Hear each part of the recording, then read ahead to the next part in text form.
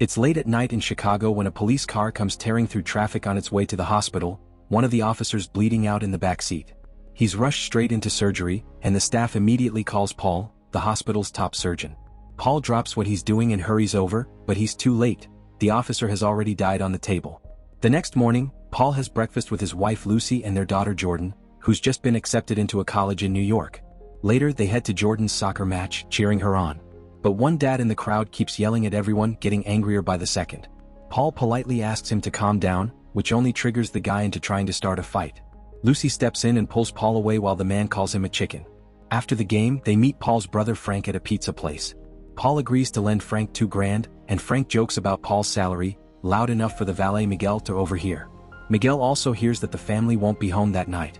When he gets their car, he quietly snaps a picture of the address on the GPS. That evening, the family gets ready to go out for Paul's birthday. Lucy and Jordan surprise him with a fancy new watch. But before they can leave, Paul gets an urgent call from the hospital and has to go in, pushing the celebration to another night. Lucy and Jordan head out to buy groceries instead. When they get home, they notice a strange van parked around the corner. Jordan goes upstairs to call her girlfriend, and Lucy starts making a birthday cake in the kitchen, unaware that someone is hiding behind a door. She notices her cookbook pages fluttering from a breeze and goes to shut the window, only to see muddy footprints on the floor.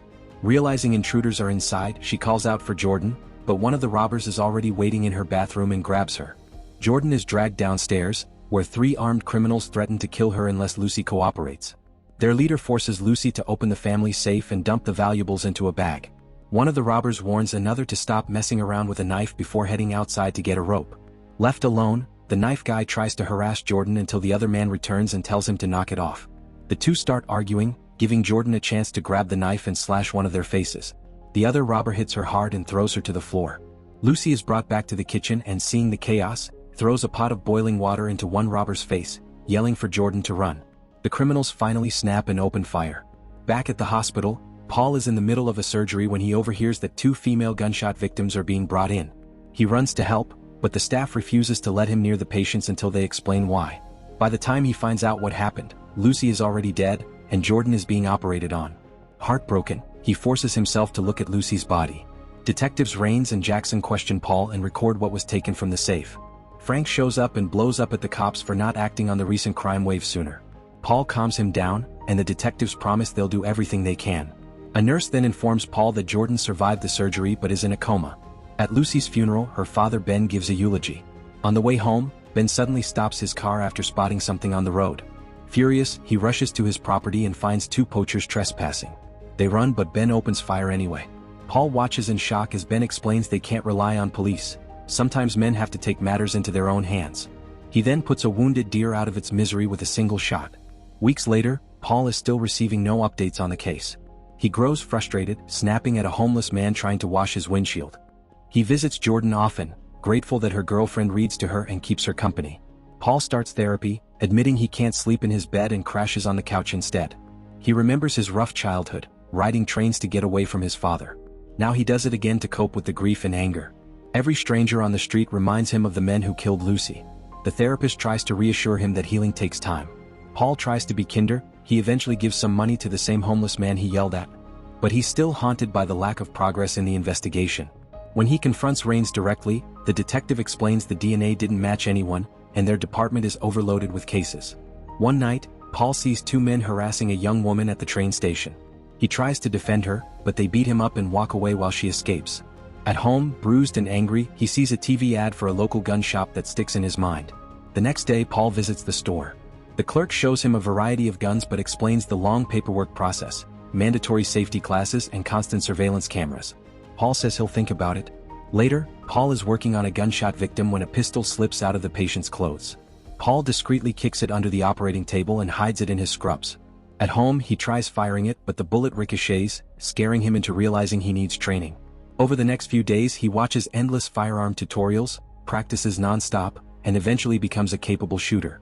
One day, Jordan suffers a seizure, and doctors warn her chances of survival are dropping.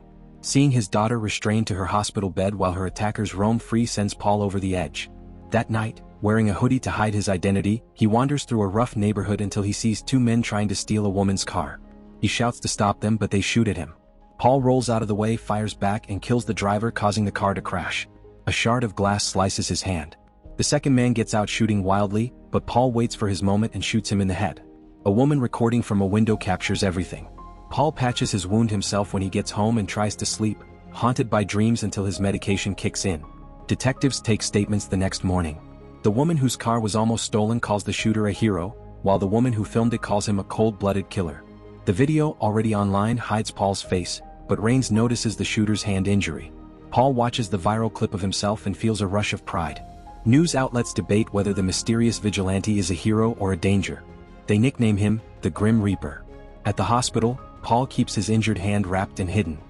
Later, he gently encourages a young patient to admit he was shot by a local drug dealer known as the Ice Cream Man. Paul checks his chart for the dealer's address. That night, wearing another stolen hoodie, Paul heads into the dealer's territory. He finds the Ice Cream Man hanging out on a street corner and shoots him without hesitation before slipping away. Moments later, neighbors swarm the body to steal from his cart, and the detectives arrive.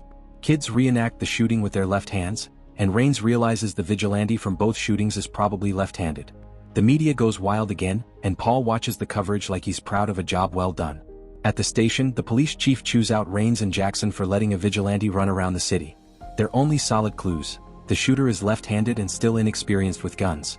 Meanwhile, Paul heads to another therapy session. His therapist tells him he looks better and should keep doing whatever he's doing, completely unaware of what that really means. Some days later, Paul is operating on another gunshot victim and is stunned when he realizes the patient is Miguel. He also spots his own watch on Miguel's wrist. Paul's attempt to save him isn't exactly heartfelt, and Miguel ends up dying on the table. Afterward, Paul slips out to the ambulance and steals Miguel's phone, unlocking it with Miguel's cold finger. He also takes back his watch. Hiding in his office, Paul scrolls through Miguel's pictures. When he finds the photo of the inside of his car, his stomach turns. Digging deeper, he finds a picture of a liquor store that's actually a front for fencing stolen goods. Paul considers calling the detectives, but ultimately decides to handle the investigation on his own. When Frank stops by to check on him, Paul cancels their plans and makes sure Frank doesn't get a clear look at the wound on his hand. That evening, Paul grabs another hoodie from the hospital laundry and heads to the liquor store.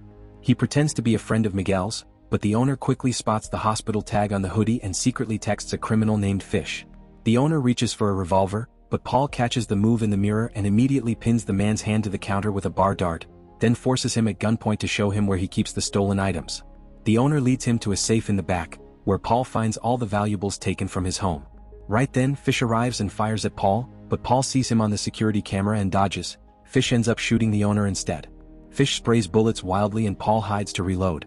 Fish slips on the pool of blood, giving Paul the opening to grab a guitar and smash him with it. Paul then knocks over some furniture, but Fish dodges and bolts back toward the bar. Using the security cameras to track him, Paul shoots Fish in the leg, dropping him.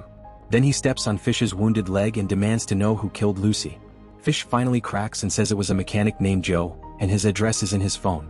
As Paul picks up the phone, Fish kicks him backward into a shelving unit. Fish stands up and points his gun, but a bowling ball falls off the shelf and nails him in the head, giving Paul enough time to grab Fish's weapon and finish him off. Paul quickly grabs the security hard drives and heads out, but accidentally drops his ring on the way. Back home, he watches a video tutorial on how to destroy hard drives with a drill. The next day, the media goes completely wild over the Grim Reaper case. At the hospital, Paul quietly steals syringes and medication. He's suddenly surprised by Rains and Jackson, who show him a picture of Fish and also the ring that Paul dropped.